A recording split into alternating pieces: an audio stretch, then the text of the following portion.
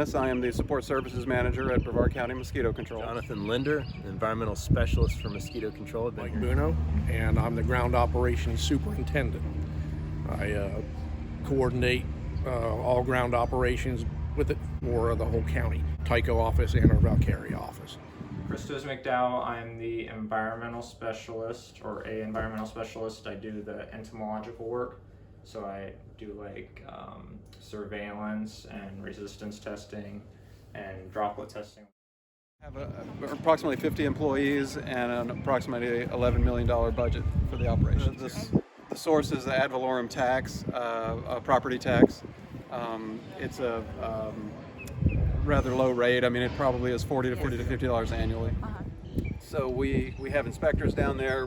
They have their own shop, a mechanic down there, and then we have an environmental division that handles the environmental side, the impoundments and so forth that Jonathan works out of, and that's got just 6 or 7 people or something like that total, and it's a very broad range of areas that we cover, from inspecting and spraying to the environmental, the impoundment management and things like that.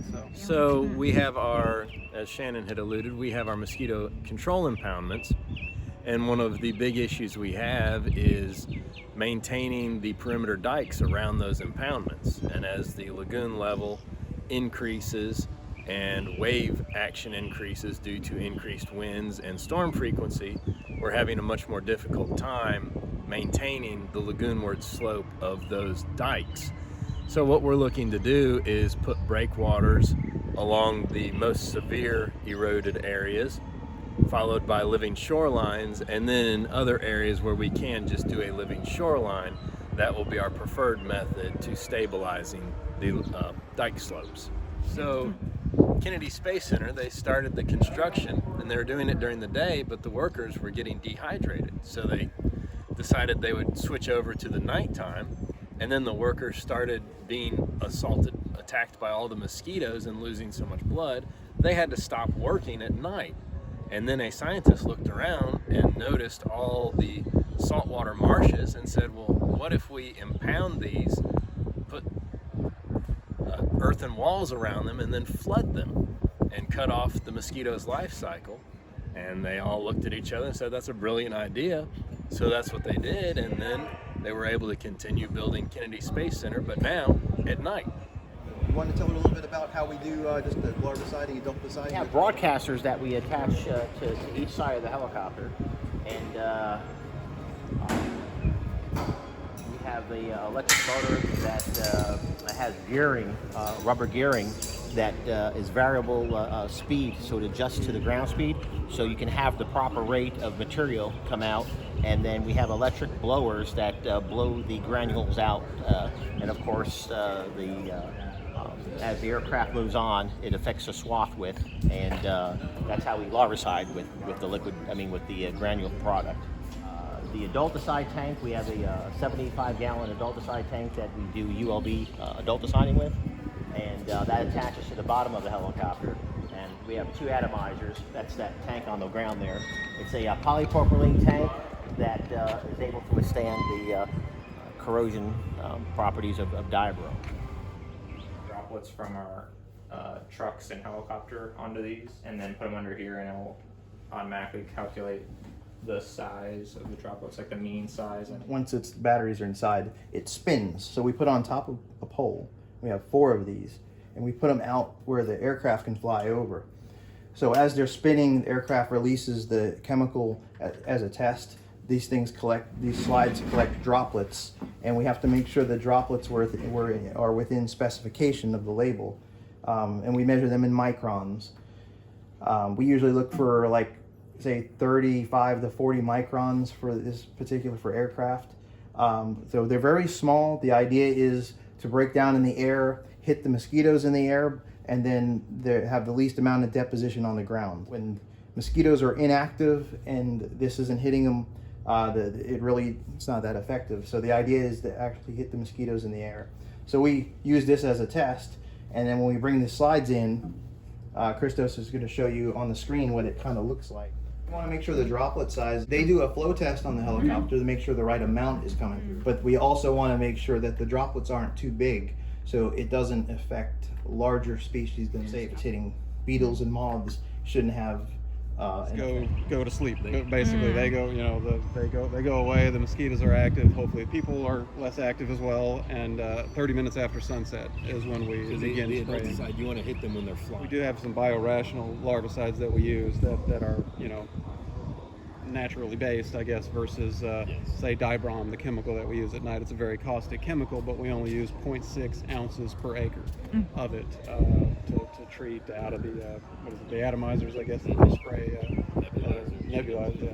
We schedule daily, based on counts and trap counts and things like that of mosquitoes, and so we're making it work, but it's an additional challenge for us. That just came out this year. I guess every 15 years they review the chemicals or whatever, do their reanalysis and reapproval and so forth. Put out, we can do 100 acres of treatment in one load, preventing us from having to spray at night as much. Wire, or whatever that is called, but it allows mosquitoes to fly through. So mosquitoes, it's important to know that mosquitoes are immune. They develop the antibodies, so the antigen does not affect them. But the good thing for us is that mosquitoes generally like the chickens better. So they're kind of generalists.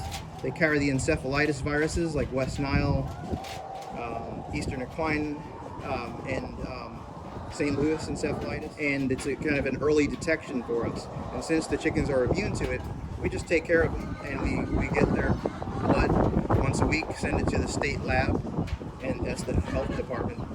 And they give us the results, and we find out if any of those viruses are in the area.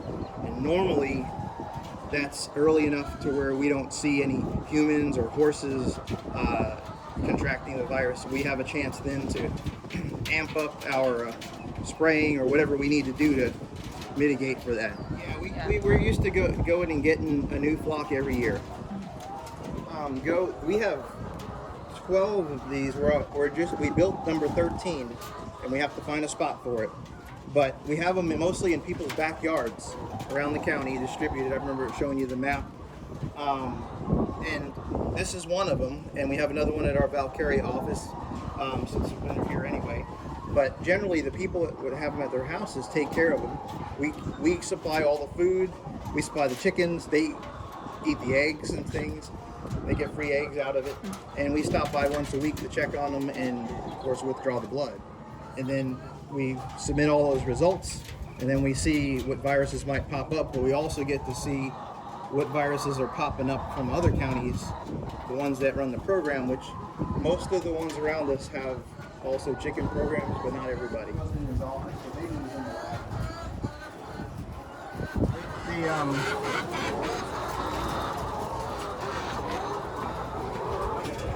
don't, like I said, they don't mind at all. You can be pretty gentle with them. We keep them fed. We have a water system. Some of the chicken, other kinds, they'll fight with each other more. Oh, I'm pecking at my finger a little bit. Now they're making me look bad. But generally they're a lot calmer than most of the other ones we've had. So. Chicken blood and tubes that are coated with anticoagulant, so it separates the white blood cells from the red blood cells, and that's the red blood cells on the bottom, and that's the serum that test. When you take the serum, we don't extract the serum, but if we did, this is what it would look like. So we can, we have it once a week. This thing looks like a bomb, I know, but it actually just means it's going to kick on for Thursday evening. So Friday morning, we can come back and collect the mosquitoes that are in this jar. Mosquitoes are attracted to the light. They come through the fan and wind up in here. They get a little beat up by the fan, but we can still identify them. Our traps are out in the field. We probably have, I think we have 30, say about 35 CDC traps out, and all over so New Jersey traps. So most of these are actually out in the field, but they hang. Again, the mosquitoes are attracted to that light bulb, and once this is a photo sensor here, so when it gets dark, the fan kicks in, the light comes on, they come to this point, and then they get sucked through into a cup like this that's hooked up to it, and then the mosquitoes wind up in this cup. There's a flap here, so when it does shut off in the morning, when the sun comes back out, the flap closes, and then the mosquitoes can't escape. It's probably just under 50 sites around the county to the freezer. 20 minutes to knock down the mosquitoes, and then we can open it up and put them under the microscope. We put dry ice in, so it emits through that hole right there. We put the dry ice inside of here, so it's just cooler. But we put the dry ice inside of there, and then it emits the gas, the carbon dioxide, through here. And so if it's hanging over one of these, there's CO2 in this whole area. Then the light bulbs here, that draws them to that point, and that's when they get sucked into the trap. I put trap cups in here. These are one of the baits we use to attract those to simulate like humans' breath. Mosquitoes, I'll pour them out of the cup, which I wish I had one to count them with this. And these are just different ID books I'll use to help verify whether or not I don't know. If there's something I don't know. I just press these and memorize which species go. Well, that's one of the newer species that was introduced here, so I've been trying to keep my eye out for it because it looks just like that one.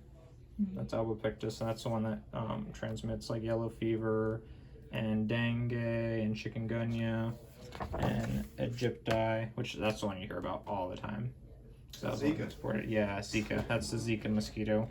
And then the triple-E mosquito, we don't really know specifically what transmits it to humans, but this is what transmits it to birds mostly, like this, because it only bites birds. So it's the enzootic vector, so it'll transfer it from it'll keep it in the like swamp system, so it'll transmit it from like birds to other birds, and then when the birds that are in the swamps go into like the cities, then other mosquitoes will bite those birds and then bite us.